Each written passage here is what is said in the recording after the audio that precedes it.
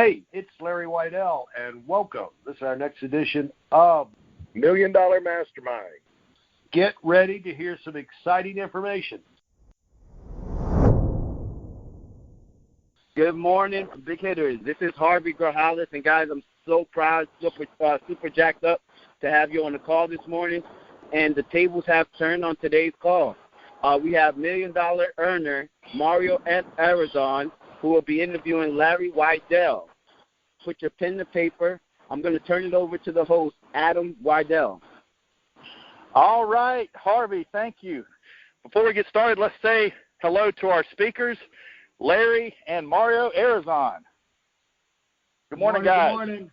Mario, I'm going to turn it over to you to interview Larry on the Warpath call. So it's all you. Perfect. Let's do this. Good morning, big hitters. What an honor to switch it around and start interviewing Larry Weidel that totally has revolutionized the company with this amazing call. Guys, let me tell you the power of this call. When I first got started getting in this call, my base was running 50 by 50, and that was my all-time high. And 3 months later into this call, him challenging me and coaching me and hearing the best of the best of the entire company, our base sharp started running 100 by 100, and this was in the end of 2011, and we've been averaging that since then. It's unbelievable. So thank you so much, Larry. And I've been talking to you, and every time I talk to you, you're talking about this Orientation Warpath. Like, what is that all about? You know, what do you want to do with that, Larry? Explain that. Well, the main thing was I started Operation Warpath. We've been doing the big hitter call for a long time, and frankly, it got boring, because the thing is, it's just, the company's just not growing. It's not worth a crap on growth. It's a fabulous company, unbelievable. The stock grows, the stock price, but it's just boring as crap to me, really. And I'm an explosive growth guy. Pardon me, forgive me. I get bored quickly, and I get bored with this, go slow, professorial, corporate, grow a few percent, this, that, the other. I'm an explosive growth guy, and I think the company is in this fog, man. And it kind of it's drug all of us into this fog where we just go to, you make some money, la-di-da, but we're not having any friggin' fun. We're not dominating the universe. We're not exploding and going. We don't have enough, people that have double, triple, quadrupled, mind-blowing things happen, and in the beginning days, we like a fireworks of explosion. I mean, we have people going to 1,000 recruits, 5,000 recruits, in a 18-month period of time, 36-month period of time, seemed like on a regular basis. And Angela Williams and I used to talk about that. Like, that's what drove the company. None of this.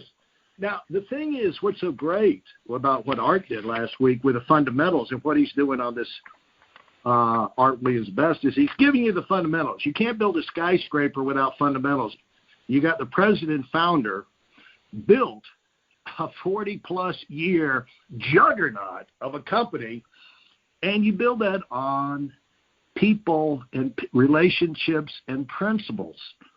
And everyone's got their own policies, and we change things, and guidelines come and go, and products come and go, but the principles never change. So if you're not building your business and your relationships on sound principles, what do you expect the foundation to be? Making money? Because you always have slumps.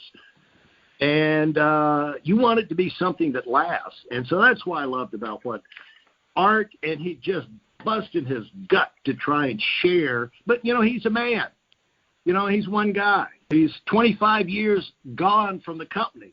So his memory is razor sharp on some things, and some things it ain't quite so sharp.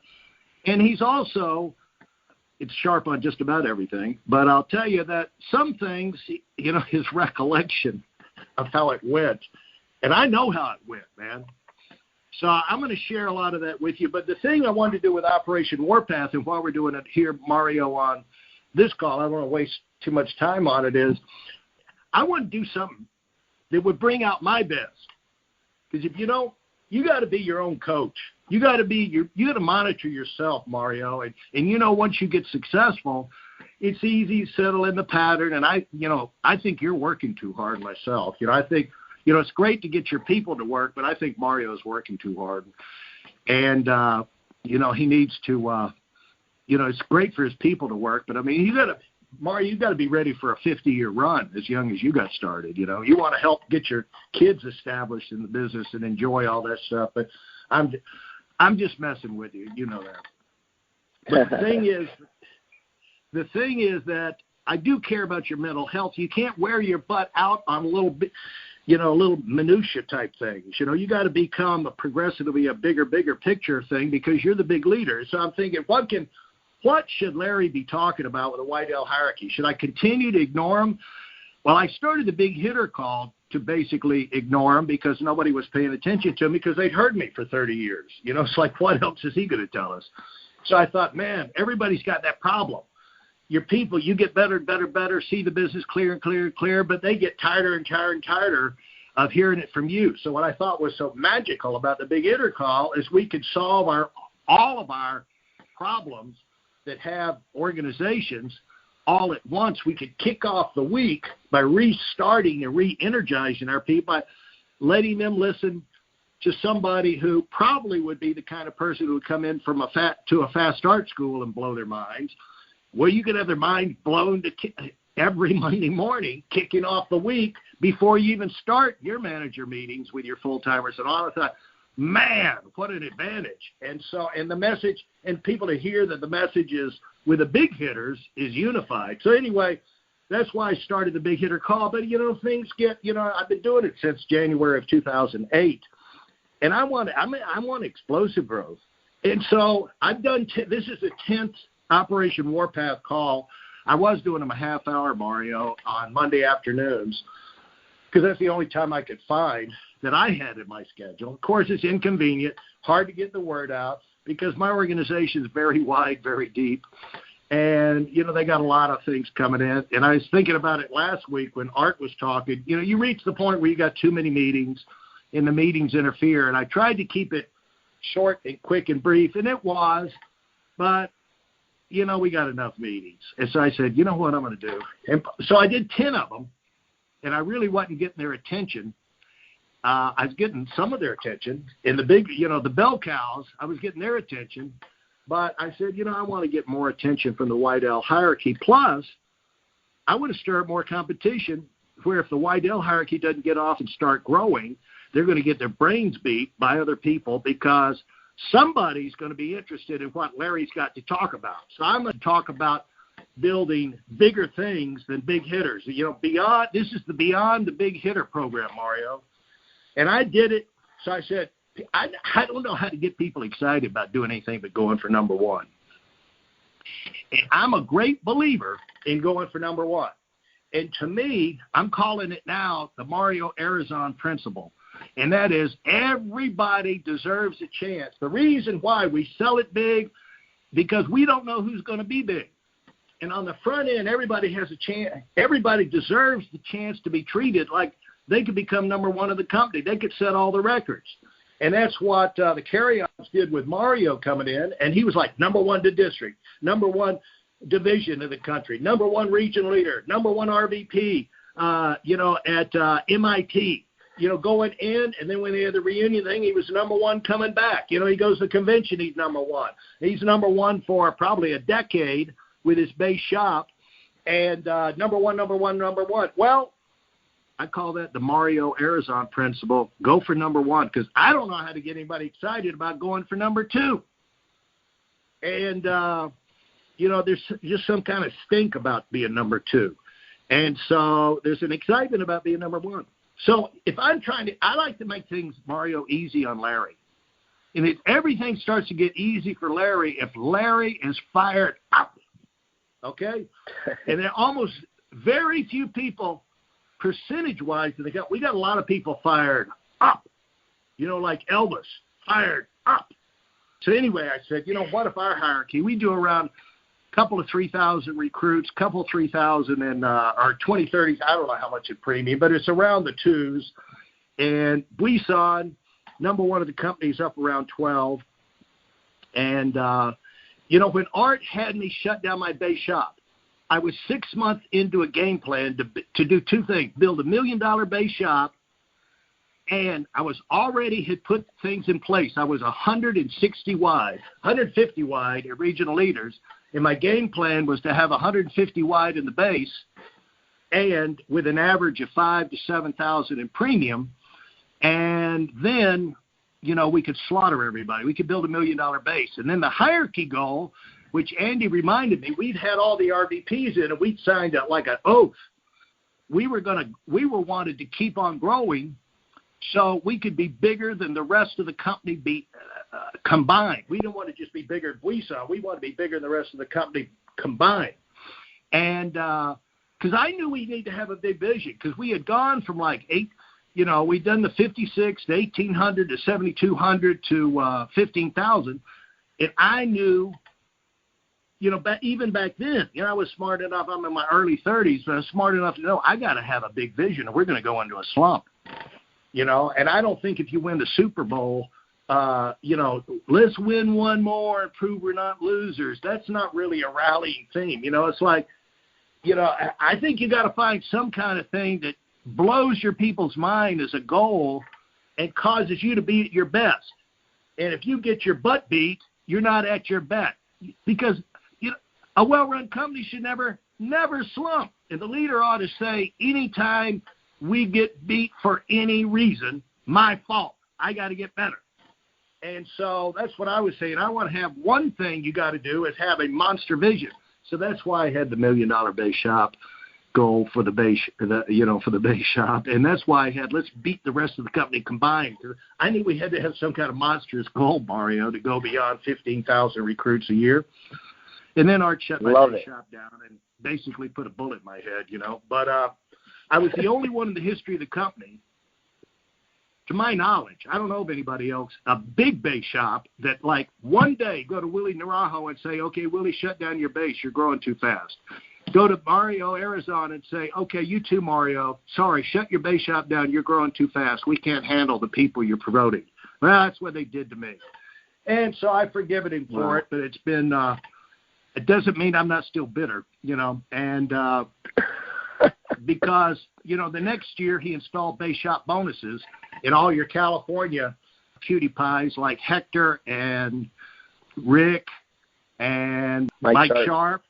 They were just coming into their own. Their base shops were just taking off for the first time. So they look like heroes. They're like, what the crap, Art? You just neutered me, took me to the vet and neutered me, and now you're giving base shop bonuses for producing kids? Thank you very much. But anyway, that's the fun I've operated under since 1985. But anyway, and then it's like you want to find things to motivate your team. So I'm sitting along, at this stage of the mature hierarchy. I said, what could get their attention? And we ain't got their attention yet, Mario, but when you start something big, I thought if I go live with this and go big, it'll make me better on the big hitter call. And I want to start talking about bigger things.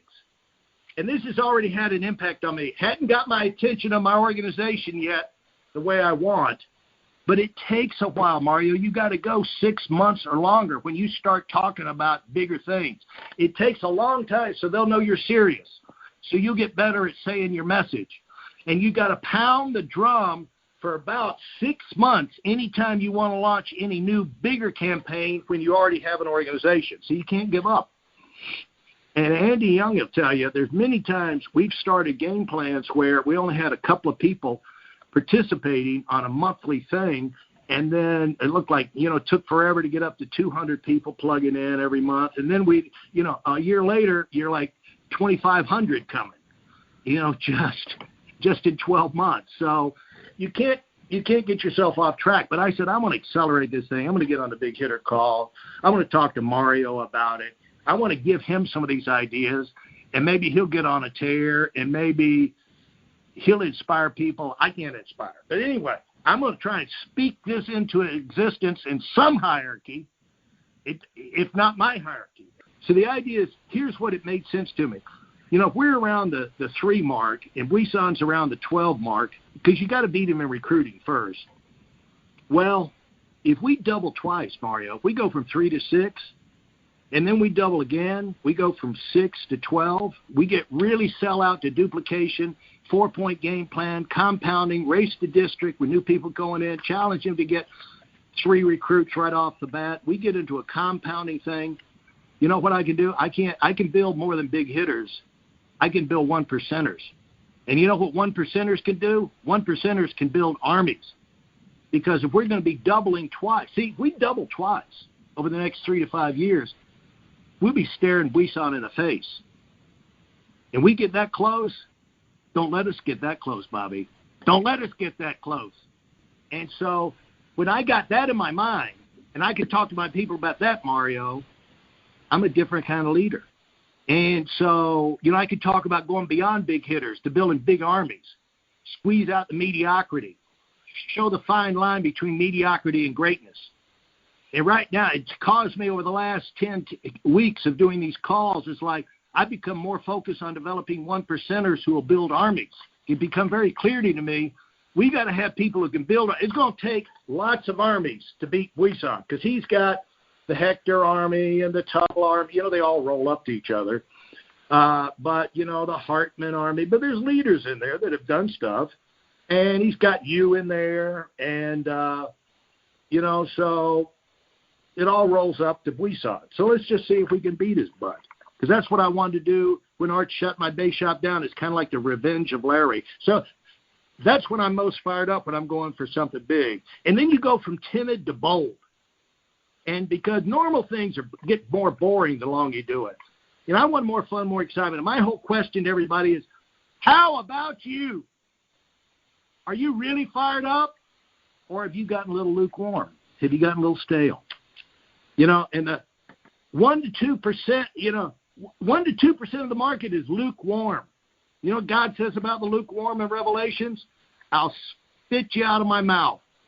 So anyway, that doesn't mean your salvation, but he's certainly not going to be enthused about your contribution when you're lukewarm. So I'm going to hit the accelerator. I know that if you're going to climb a hill, even if you're in a car, you got to keep your foot on the accelerator.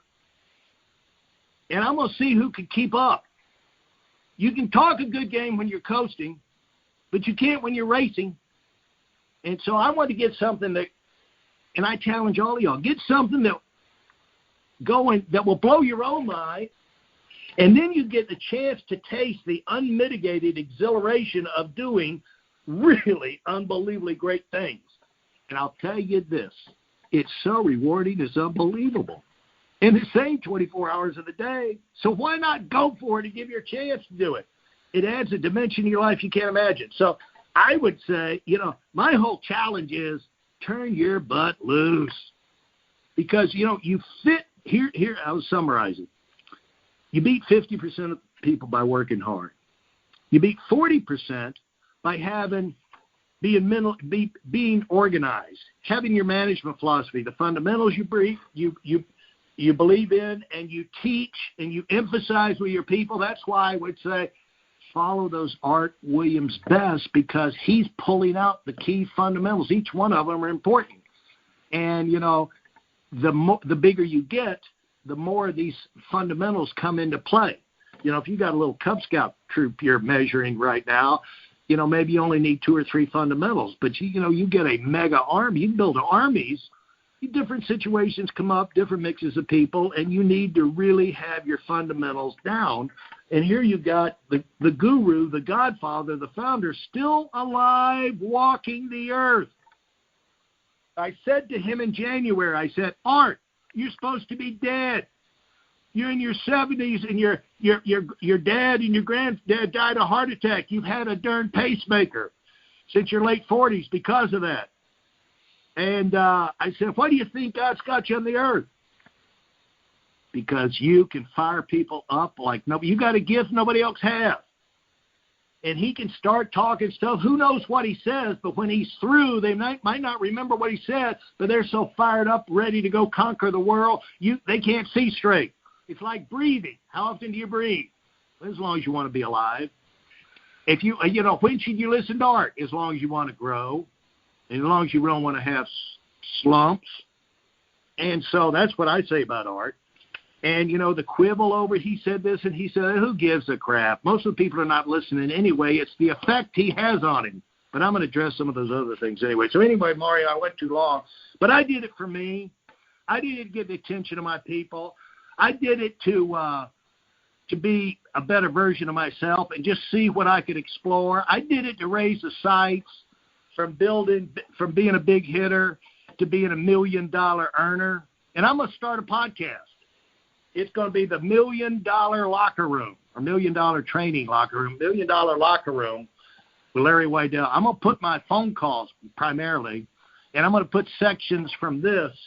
Anywhere I talk, I'm going to put the things relating to building. Because if I call and I talk to Omar, if I talk to Andy, I'm going to start recording this stuff and make it where you guys can listen in. So we need more $1 million earners. So Mario, that was it. And but here's the thing. So you beat 40% more. You beat 90% of the people by working hard, having a management philosophy. Be systematized.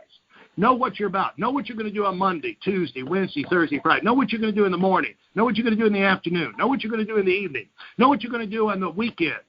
Know what you're going to do in January. Know what you're going to do in February, March, April. Have the year lined out, your schedule of your big events. When the week starts, have your schedule lined up. All the big people do. Why can't you? Start now, and inspire and sell people on, don't just tell them to come, sell them on coming. You make it so darn good they can't wait to get in on that, And you know how you're doing enough on your meetings? If you're excited about it. If you're excited about it, you're going to be able to get them excited about it. So if people are not excited about your meetings and your people are not fired up, it's your darn fault because you're not excited about your meetings and you got to change things or they're never going to change. And so that's what this is all about, because when you work hard and you do the management philosophy and you start looking around at those and you're beating 90% of the people, you say, I wonder if I could beat everybody else. And what Art said is to beat the last 10% is a dogfight. But you know where the fun is, Mario? The dogfight.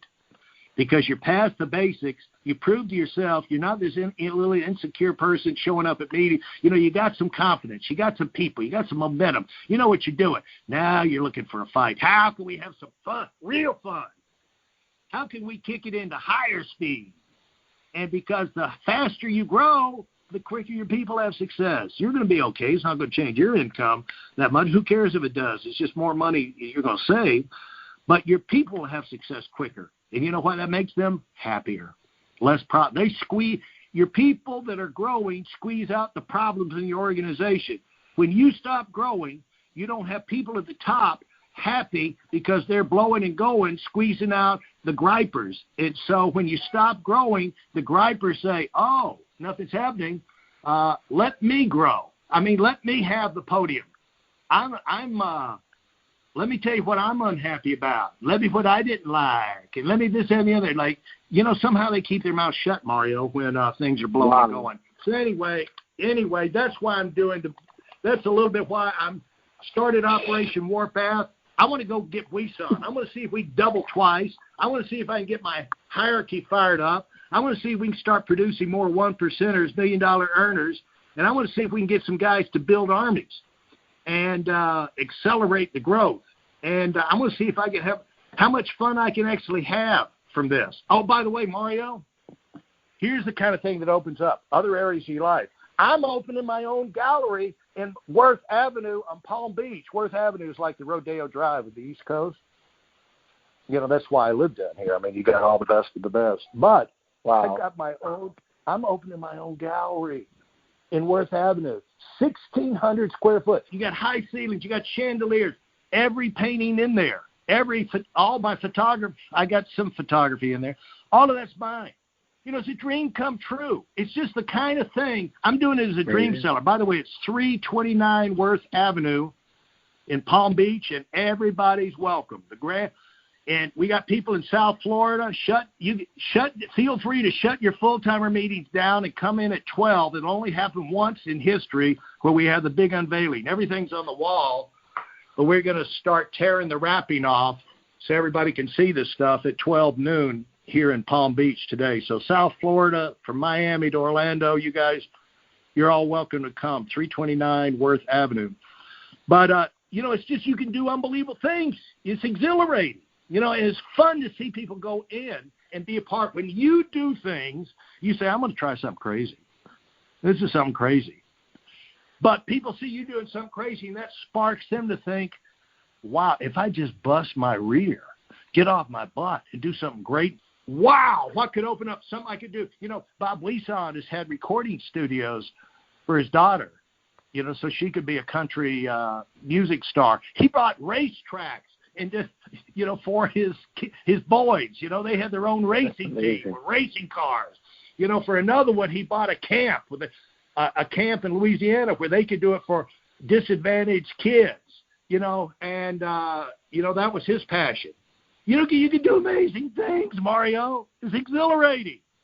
We got to turn this thing into an exhilarating thing. So anyway, that's why I did that. Wow, Larry. That was powerful and inspirational. And, man, Larry, you know what? You're talking to me. You're talking to me on this call. Man, I needed to hear those words. Man, so powerful. And, Larry, one thing that I hear all the time from you is, like, success is not an accident. What does that mean? And how important is clarity? Well, that's one reason I want to do this call, because it's so easy to get – when you're confused, you stop. You start thinking. And success doesn't come by itself. I mean, you got to have a game plan for success. That's the whole thing about having a management philosophy. It's one thing to work hard, but if you don't have some kind of game plan and some kind of system, you're just going to be floundering around a good bit of the time. Usually that's all it takes to beat half of the people. But if you want success, you got to be organized for success. You got, it's just like if you stand throwing darts, you got to at least look at the target, lock in the bullseye, and get your hand and like, I'm going to throw it at that. It's like you're not just going to like pick up a dart and just start, close your eyes and start slinging them around the room and magically hit a bullseye. You got to at least get some kind of game plan. You got to find where's the target. You got to focus on it. And then you got to start throwing darts at it. Might have to throw 100 or 1,000 before you actually hit the bullseye. But at least now you've increased your odds of success. So success is not an accident. If you want success, you want to maintain success, there's certain things you have to do. And in our business, you got to get your darn op meeting right. Most of you guys, op meetings suck. You know why it sucks? Because look at your growth. Everything's wrong with your business comes out of your op meeting. Because the new people come in, don't get sold in the right things. And the people that are doing the op meetings are not being reminded of the right things. We used to talk about the bigness of the market in the company. That was in the op meeting because we wanted the new people coming in to see this is big, the opportunity's big, and also we wanted the people doing the meeting to be reminding themselves as they talk that this is, I'm a part of something big. This is my identity.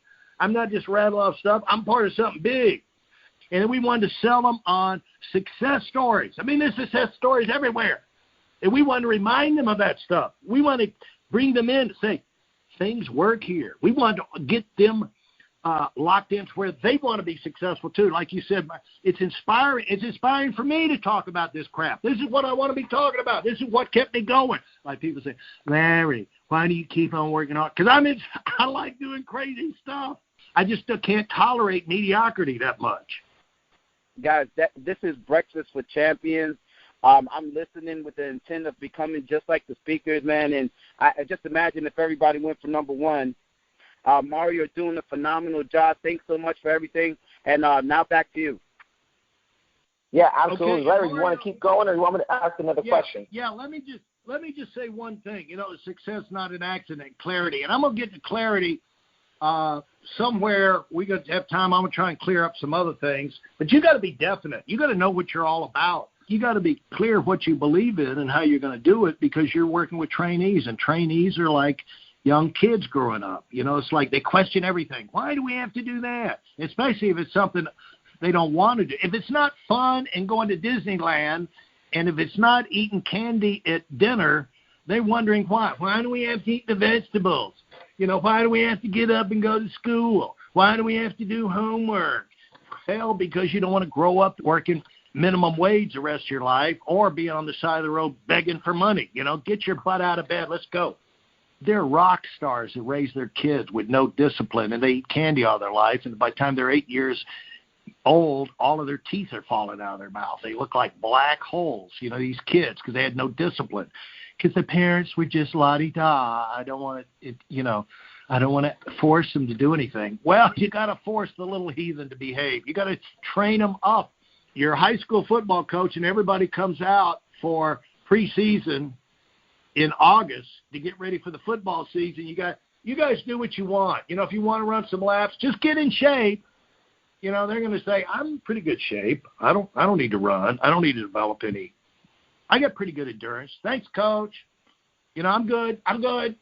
Then they go out there and they get slaughtered, 182-0 in football, because the coach let them do what they want. So the deal is, you have to organize your people. You have to be clear about what you believe in, because they'll try and talk you out of it. So that's the thing about clarity. But like in the op meeting, we had clarity about what we were all about. A lot of y'all not clear. The reason your people go around in circles, your op meeting goes around in circles. What are y'all about? We were very clear. We're a talent agency for financial services. We're running a big talent surge. Now, we got room. We got 2 jobs. We had sales, but we have the big one. The big opportunity for the people that are most talented is the sales management thing, because we want to build people to make 6-figure and up incomes and run their own organizations as fast as possible. We're in the race for outlets. That's where we're in right now, because it's such a big market. And so we're in a talent search for quality people, and we don't know who's going to be good and who's not. But if you want to be the best football program in the country, I'll promise you Alabama's got a better recruiting program than anybody else. Like Kirby with Georgia. Kirby Smart was on the interview after they slaughtered Kentucky, who was supposed to be so great, on Saturday. And they asked him, how did you guys do so good? He said, why is the program so good? He said, well, we just got good, we got good players. They played hard. We had a good game plan. But he said, mainly recruiting. We got the right people on the field. And he said, the other thing, they're tough. They're tough. And guess how they got tough? The way he trained them. And so, you got to have a good game plan. You got to have you got to go through enough of the right recruiting numbers to have the right people lead. Like, who's the best in your team? The best out of 1. You recruit one person, the best person's going to be 1 out of 1. You recruit 100 people at Base Shop, the best one that month is going to be the best out of 100. So how good do you want your people to be? And then when they come in, what do you want to plant in their mind is the first thing. So we plant success stories, bigness, and then we plant sales versus sales management. Sales is wonderful. We need millions, but limited.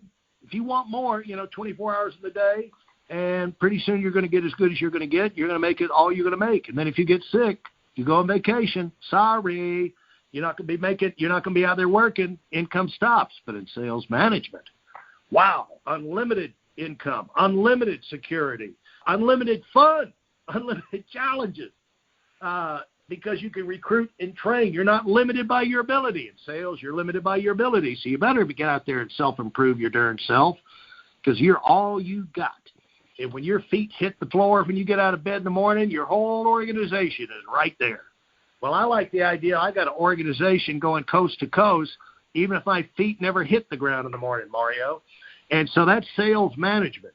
And so, you walk them through sales management. When they're excited about sales management, then you can tell them about how they're going to get started in the business. And that's why my game plan was the 4-point game plan.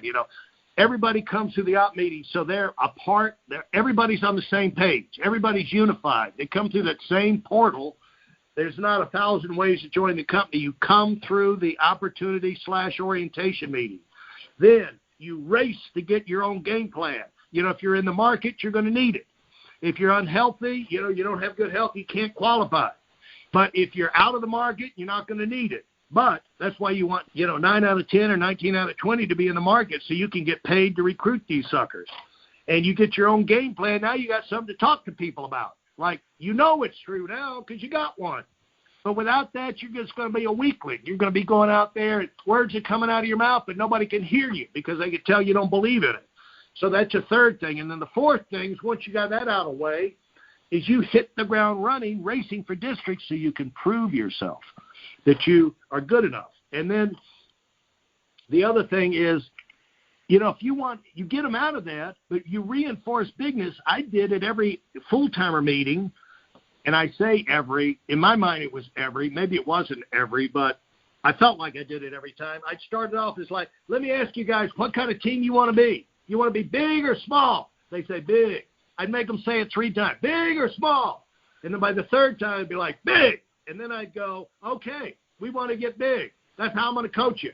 Now let me ask you a question. You want to get big fast or slow? Fast. Fast or slow? Fast. Fast or slow? Fast. I said, okay, now we got our game plan. We want to get big. We want to get fast. That's how I'm going to coach you. If you want it easy, I don't know how to coach it easy to become an Olympic champion when everybody else is out there fighting for it, and when you got lots of changes, lots of work to do, because we want to compress time frames. We want to get you the big incomes as fast as possible. When you get to the big income, we want it to keep coming in. We don't want this little fakey promotion and fakey thing. You want to get a check one time to go. When I got my first month, you know what I got paid, Mario? $22,000 in July of 1980. That's the equivalent of $70,000 in today's economy. You know what I said to myself? I didn't say, Yahoo! Spread the money all over. You know what I said? I never want to make less than this the rest of my life. And pretty much the way it turned out. Only went under 20,000 barely 3 months ever going forward. So anyway, I had a policy, so those were things, Mario, as far as success and clarity that, that's one reason for the Warpath thing. I want to be clear about going balls to the wall for something big. If we find out how good we are, they say Buisan will never be beat, and it's certainly not by some puny little group like the White L team. Well, let's see. Let's find out. I'd like to find out. So anyway, Mario, that's about success and clarity. That was awesome, Larry. Thank you so much for sharing. I know a lot of people are getting a lot of I have group meetings, I have WhatsApps, and they're going crazy and putting little fire marks that you're just dropping some really good nuggets there, inspiring people.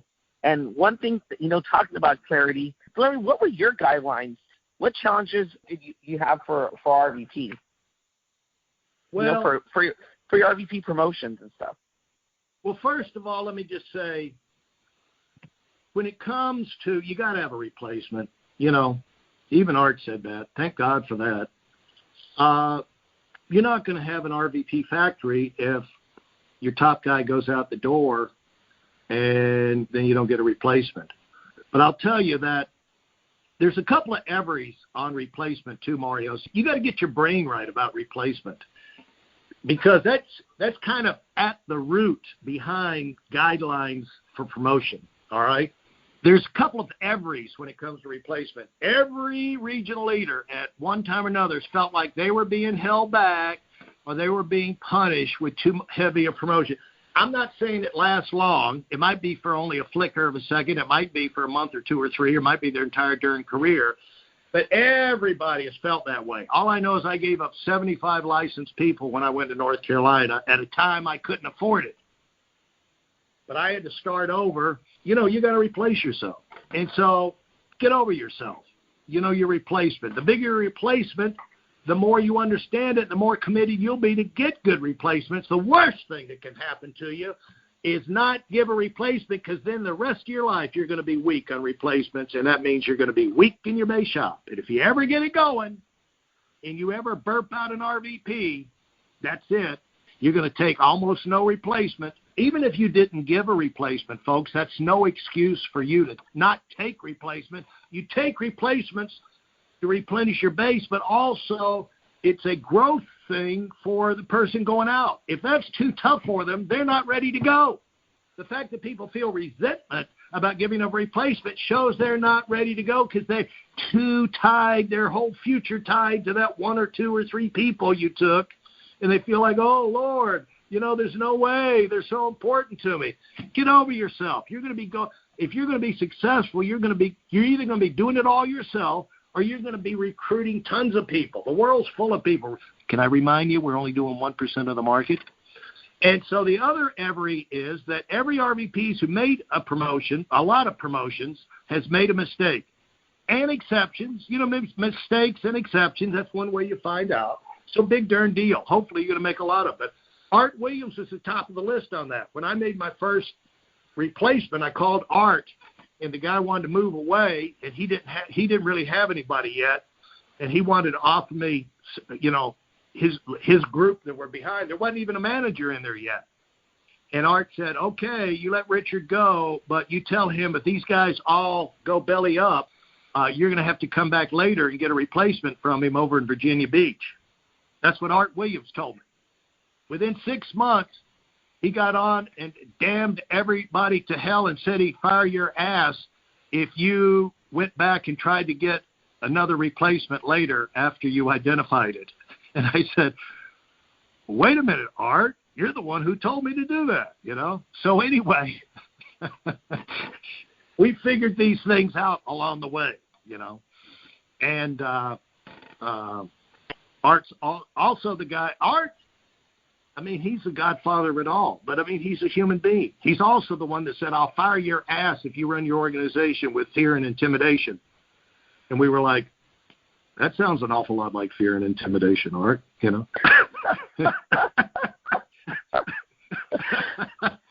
So realize when you deal with Art, you're dealing with a very special once in money generation type human being, but he's still a human being. And he got where he is not because he's some genius who God just gave this massive vision on it. He figured the crap out. Okay? And so we all agree also we're stupid to his thing about holding people back. Well, you're stupid to hold people back. They resent it. They never forgive you. You make them emotional cripples. When they're inspired to go, it's like you cut them off at the knees. And then the whole idea is that you want to build independent, strong, gung-ho leaders. And you don't do that by holding people back. Let me say something about Mario about the compensation. The deeper you go, second, third, fourth, fifth generation, don't look at that for growing your income. You look for growing your income from your first and your seconds and a little bit from your thirds. That will grow your income. But no matter how they try and manipulate the commissions, they can't give us big money for the fourth, fifth, sixth, and they don't give us nothing after 6. So you got to look at that as security, Mario.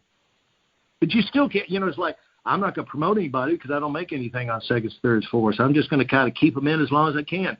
Well, then you're making them weak, and then they resent you. And then it's counterproductive, let's just say. You got to promote them when they need to go and figure the compensation system will eventually be right. But you got to look at profitability comes from width at the top and security. Like right now, I got 4.7 in assets under management. 4.7, is it billion, Taylor? Yeah, billion. And I don't think is it billion, Taylor? Yes. Yeah, billion, 4.7 billion, me, Mario. And I don't think there's one security sale in. I don't think there's one security sale in there that I actually filled out the paperwork.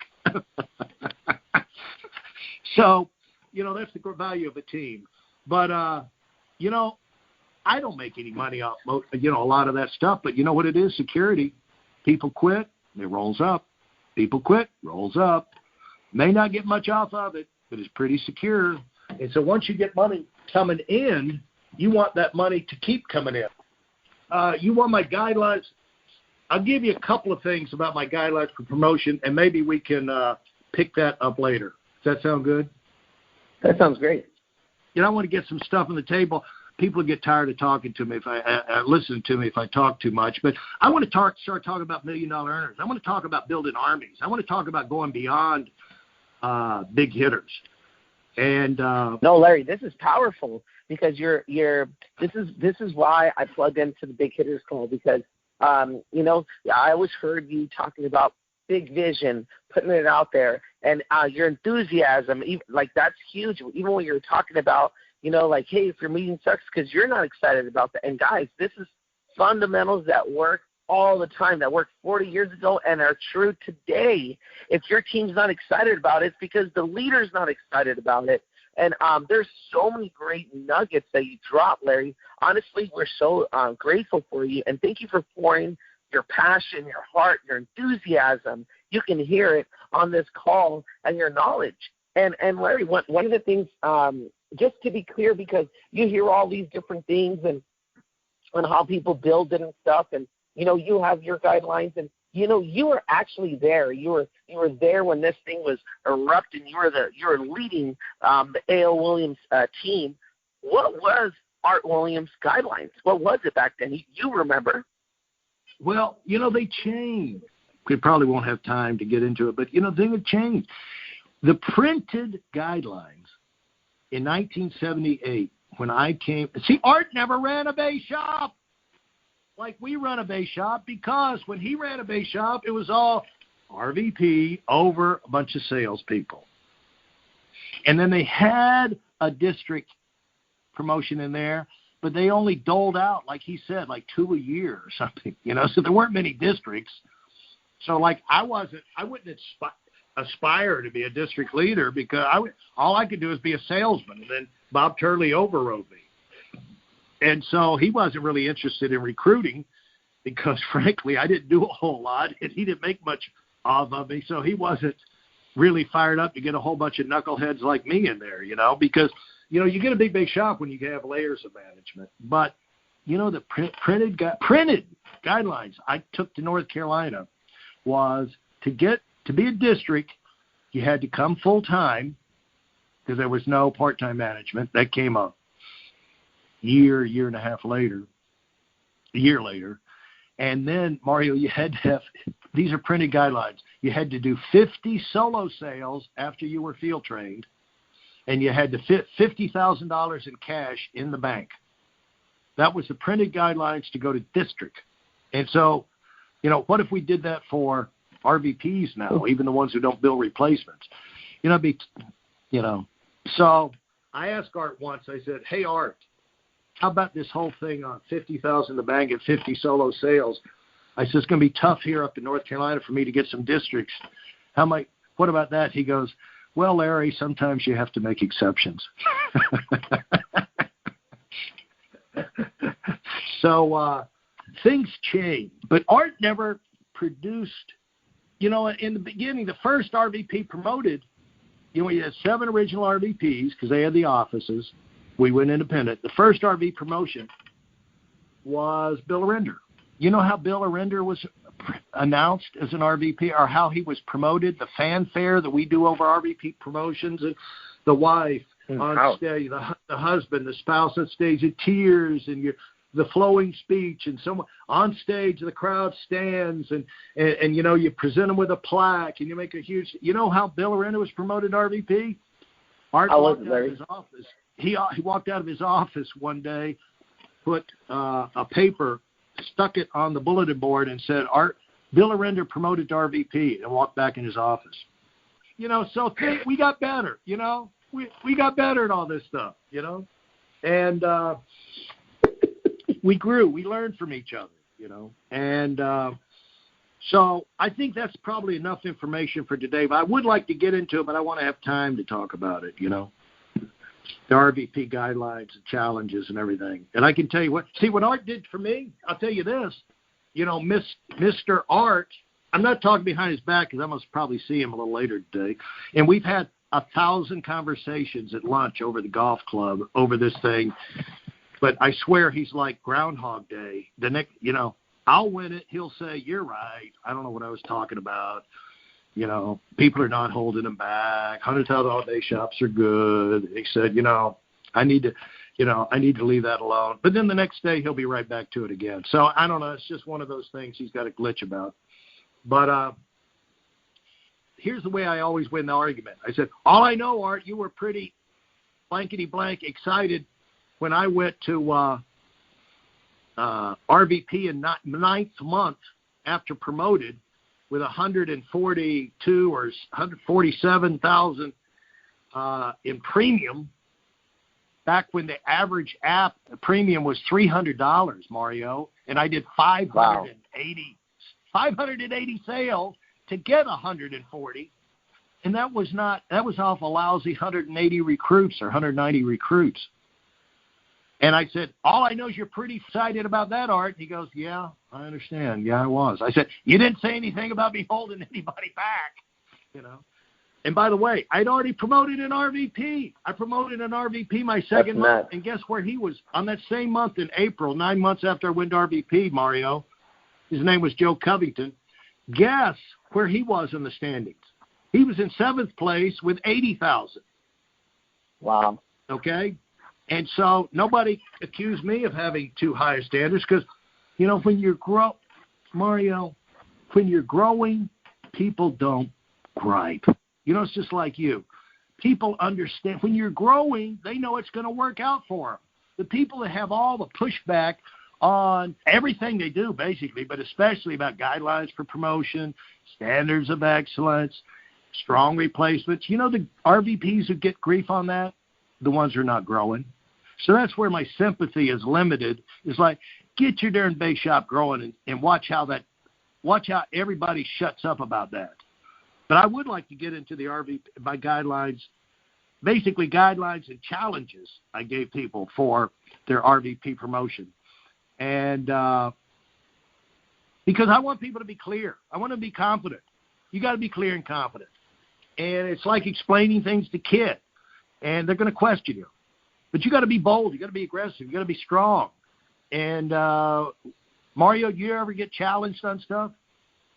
Absolutely. All the time. But you know what? You're absolutely right.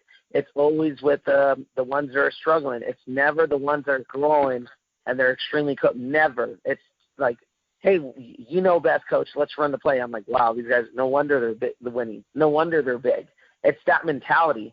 Clarity equals power, and we learned that. I've done a lot of mistakes in the beginning that made people question me, so I got better at being clear. So thank you for sharing that. And Larry, I don't know if you want to hit on this today or maybe next week, but you have a gift on keeping your team focused on recruiting, on doing it big, on fast growth. We would love to hear from that. You either to finish the call or next week. It's all good. It's all welcome. But how'd you do that?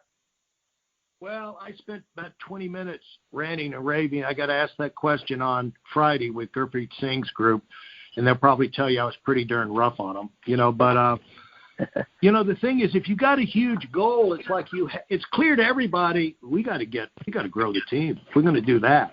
So one thing, it's not a big enough goal. It's not immediate, and you're not holding people accountable for it's like you want more income or not. Thing is that how do you expect to grow your income if you're not going to grow your team? And how are you going to grow your team if you don't have new recruits coming in that you're training and see who's going to stick?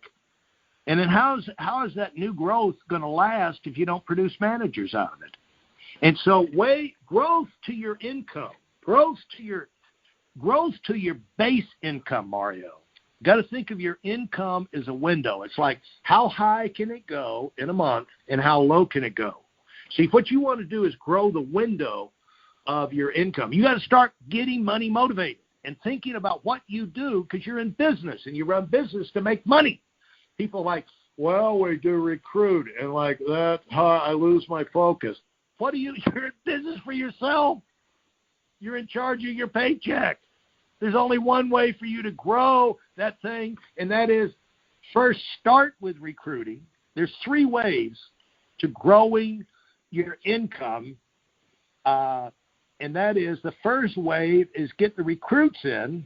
You follow behind that by training them, internal consumption, get them locked in. The first step of locking them in is get their own program, because now they're really excited, and now they really got something to talk about with credibility to their friends and family, and now they're like true believers. And then the people that hold off from that, they never amount to anything. They're timid. They hold back from everything. But the people who buy in on the product, not forced to buy, don't buy what you don't need. You always have to say that. But the people who need it, see it, buy it, they're not holding back. They're running away. And you want to find out about them early on. Why you're going to waste time and somebody who's not going to wholesale commit to this thing. But then you go in and, so you get recruits, you get them trained, so you get some money coming in. And that's why there's no excuse for your income to go down when you're recruiting, because they're immediately going to turn into income from premium and their own personal consumption. And then you're going to race and get more recruits and the same thing. And then it's going to explode, because soon they're going to be in management training people themselves. So you race them to management, so they're going to have places to go and they can make 3 income streams. So you race them to district right after they get their own program. So I guess there's no race. If I had to guess, Mario, people lose focus because they ain't racing to grow their income. I want to go to $1 million fast. I want what I want to chase? My potential. I wanted people to chase their potential. I wanted them to get it as big. It goes back to how I started the full day. I want to get big, and I want to get big fast. How big is big? Let's find out. How fast is fast? Let's find out. Depends on how good you are, how bad you want it. You say you want it? Let's find out if you're good enough. Let's get big. Let's get fast. Maybe we rewrite the record book. I don't want to be guilty of selling myself short. I don't want to be guilty of selling you short. Let's get after it. So those type things. Mario, so this is helpful? Very helpful. What an impactful call. Man, I know you talked to a lot of people's hearts and their minds on you just gave a lot of us clarity. So thank you so much, Larry, for pouring into us. We're very, very grateful. And we look forward to hearing more from you, Larry. It's always awesome that you get to interview the big hitters. But, man, you're one of the biggest hitters this company's ever seen. And it's crazy not to turn it around and hear from you and your mindset. And you're a modern-day Napoleon Hill. Think about that. Larry, that's what you've done. And not only have you studied the people that are doing great things, but you actually did it.